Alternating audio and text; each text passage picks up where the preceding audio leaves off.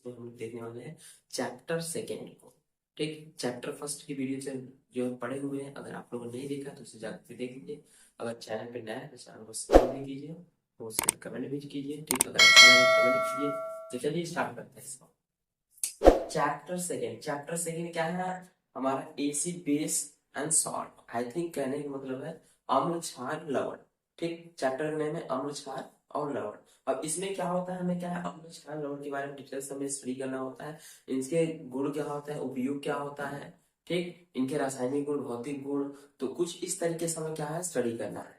तो इससे जो है हर साल जो है हमारे नंबर कुछ न कुछ आ ही जाते, चाहे ऑब्जेक्टिव में आ जाए, चाहे 2 नंबर के आ जाए, अतिलक में आ जाए। ठीक, तो ये जो होता है हमारा आ ही जाता है इस चैप्टर से। जरूर इस साल भी आया था, प्रीवियस ईयर में भी आया है, यानी कि जितने साल का है कि इससे जो है आता ही है। ठीक, तो बहुत ही ध्यान से देखिएगा। तो पहला हमारा है अम्ल क्या होता है, एसिड। ठीक है, तो अम्ल में क्या होता है, स्वाद में क्या होता है, खट्टा होता है। अम्ल क्या होता है, स्वाद में खट्टा होता है। तो फिर नीले लिटमस पेपर को क्या कर देता है, ये लाल कर देता है। क्या करता है, लाल कर देता है। ठीक है, नीले लिटमस पेपर को लाल कर देता है। ठीक, और जलीय विलयन में इसके क्या है, एच आयन होते हैं। जलीय विलयन में क्या होता है, एच आयन होते हैं, एच प्लस आयन। जैसे ये एच प्लस आयन है, तो उसी प्रकार से जो होता है जितने भी हमारे अम्ल होते हैं उनके यहाँ एच प्लस आयन होता है, जलीय विलयन जो हम उसको बोलते हैं। तो जैसे ही इसमें क्या है एग्जाम्पल में, जैसे HCl में क्या है, एच है हमारा, H2SO4 में एच है, और CH3 COOH में भी है। ठीक, तो इस तरीके से सभी क्या है एग्जाम्पल है हमारे किसके, अम्ल के। तो अम्ल क्या क्या है, स्वाद में खट्टा है। ठीक, जलीय विलयन क्या है, H प्लस आयन लगता है, और क्या लाल। ठीक है, नीले लिटमस पेपर को क्या कर देता है, लाल करता है। नीले लिटमस पेपर को लाल कर देता है। सेकेंड थिंग्स है हमारा, अब जैसे एग्जाम्पल्स हो गए कुछ, क्या है ऑब्जेक्टिव एग्जाम्पल्स लिए जाते हैं इसमें कौन सा अम्ल है। जैसे इमली, इमली में कौन सा अम्ल है, इमली क्या कार्बनिक अम्ल है। दही के, दही में कौन सा है, दही या दूध में जो होता है फॉर्मेशन होता है, उसमें क्या होता है लैक्टिक अम्ल होता है। उसके नींबू और टमाटर, टमाटर इन दोनों में क्या होता है सिट्रिक अम्ल होता है। क्या होता है सिट्रिक अम्ल। बिच्छू का डंक हो या चींटी का डंक हो, ठीक, बिच्छू का डंक है या चींटी का डंक है, उन दोनों में क्या होता है फार्मिक अम्ल होता है। कौन सा अम्ल, फार्मिक अम्ल होता है। इसको ध्यान दीजिए क्योंकि अक्सर क्या होता है उसको घुमा करके ऑब्जेक्टिव में दे देता है। ठीक, नेक्स्ट थिंग है क्षारक। क्षारक क्या है, स्वाद में कड़वा, लाल। ठीक, यहाँ पे क्या था नीला था, तो यहाँ पे क्या हो गया लाल हो गया। लाल लिटमस पेपर को क्या कर देता है, नीला कर देता है। ध्यान से, लाल लिटमस पेपर को नीला कर देगा। ठीक, और जली विलयन में OH आयन देगा। पहले क्या था उसमें H प्लस आयन देता था अम्ल, लेकिन जो होता है इसमें जो होता है क्षारक में OH माइनस आयन देता है, OH माइनस आयन। तो ये जो हमारा दिखेगा तो अम्ल होगा, और ये दिखेगा तो क्षारक होगा। ठीक है, क्षारक होगा। तो इस तरीके से हम क्या डिफाइन करते हैं, अगर हमसे डिफाइन मांगता है कि कोई 4 अंतर दीजिए, हमें 2 अंतर दीजिए, तो इस तरीके से हम क्या कर सकते हैं, डेफिनेशन को तोड़ के उसमें क्या है अंतर दे सकते हैं। ओके, अब इसे एग्जाम्पल की बात करते हैं। NaOH प्रबल क्षार है, KOH ये भी प्रबल क्षार है, और CH4OH ये भी हमारा क्या है, प्रबल क्षार है।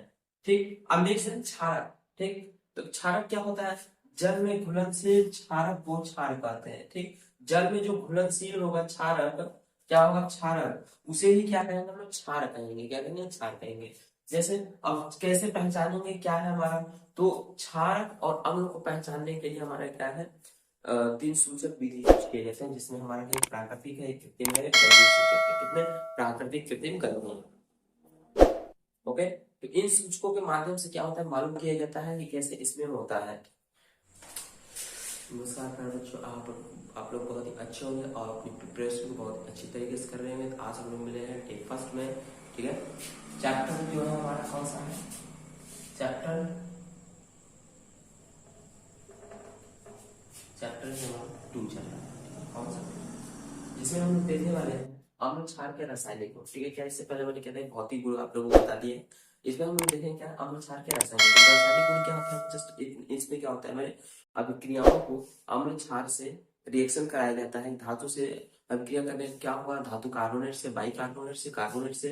ठीक, हाइड्रोजन कार्बोनेट से इन सबसे क्या होगा, अभिक्रियाएं करनी होती है। तो ये क्या हो जाती है, हमारे रासायनिक अभिक्रियाएं हो जाती है। तो चलिए इनको देखते हैं कैसे धातु से भी। धातु कैसे हमारे क्या होते हैं, जैसे हमारा धातु हो गया, जिंक हो गया, आयरन हो गया, और ये पोटेशियम हो गया, ठीक, कैल्शियम होगा, तो ये सभी क्या है, हमारे धातु है। तो धातु से कैसे ये अभिक्रिया करती है। तो जलन से क्या होता है, कभी कभी हमें एग्जामिनेशन में पूछ लेता है कि जब क्या होगा जब हम लोग ये धातु से अभिक्रिया कराएं, ठीक है, या फिर क्या होगा जब हम धातु को क्षार से अभिक्रिया कराएं। यहाँ होगा क्या, जैसे यहाँ पे हमने क्या लिया है, HCl। HCl जो है प्रबल अम्ल है, तो हमने इसको यूज किया जिनके साथ अभिक्रिया कराने के लिए। तो जैसे हम इसकी अभिक्रिया कराएंगे तो क्या होगा, इसमें हाइड्रोजन गैस निकलेगी। क्या निकलेगी, हाइड्रोजन गैस निकलेगा, और ZnCl बन जाएगा हमारा। ठीक, तो ZnCl बनेगा और क्या निकलेगा, हाइड्रोजन गैस निकलेगा। तो ये हमारा क्या होगा, धातु से क्या करते हैं, अभिक्रिया कराते हैं। तो अब किसकी अभिक्रिया कराते हैं हम, इससे। ठीक, धातु से किसी भी अम्ल की अभिक्रिया कराते हैं तो क्या बनता है हमारा, हाइड्रोजन गैस निकलती है। अब नेक्स्ट थिंग हमारा, जब जिंक की हम क्रिया कराते हैं क्षार से, तो क्या हमारा बनेगा, जब भी हम किसी भी क्षार को जब धातु से अभिक्रिया कराएंगे तो क्या बनेगा, इसमें भी हमारा हाइड्रोजन गैस निकलेगा।